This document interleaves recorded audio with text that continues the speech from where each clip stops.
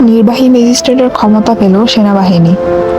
রাজধানী সহ সারা দেশে বাংলাদেশ সেনাবাহিনীকে বিশেষ নির্বাহী ম্যাজিস্ট্রেটের ক্ষমতা দিয়েছে সরকার। সেনাবাহিনীর কমিশনপ্রাপ্ত কর্মকর্তাদের এই ক্ষমতা দেওয়া হয়েছে।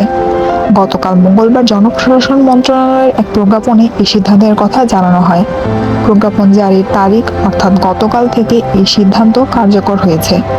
আগামীকাল 2 মাস এই সিদ্ধান্ত বহাল থাকবে। কোটা সংস্কার আন্দোলন ঘিরে ঢাকা সহ সারা দেশে সংঘর্ষ ছড়িয়ে পড়লে গত 19 জুলাই দিবাগত রাতে সারা দেশে সেনাবাহিনী মোতায়েন ও কারফিউ জারি করে সরকার। ছাত্র জনতার অভ্যুত্থানে গত 5 আগস্ট আওয়ামী লীগ সরকারের পতন হয়। এরপর 8 আগস্ট অন্তর্বর্তী সরকার গঠিত হয়। দেশের বিদ্যমান পরিস্থিতিতে এখনো সারা দেশে সেনাবাহিনী মোতায়েন আছে।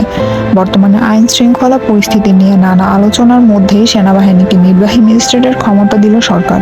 প্রজ্ঞাপনে বলা হয়, ফৌজদারি কার্যবিধি অনুযায়ী সেনাবাহিনীর কমিশনপ্রাপ্ত কর্মকর্তাদের নির্বাহী ম্যাজিস্ট্রেটের ক্ষমতা অর্পণ করা হলো। এর ফলে নির্বাহী ম্যাজিস্ট্রেটের দায়িত্ব পাওয়া সেনা কর্মকর্তাদের উপস্থিতিতে কোনো অপরাধ সংঘটিত হলে তারা অপরাধীকে গ্রেফতার করতে বা গ্রেফতারের নির্দেশ দিতে পারবেন। সেনাবাহিনীর কর্মকর্তারা এসব ধারা অনুযায়ী অপরাধীদের বিরুদ্ধে প্রয়োজনীয় ও অন্যান্য ব্যবস্থা নিতে পারবেন।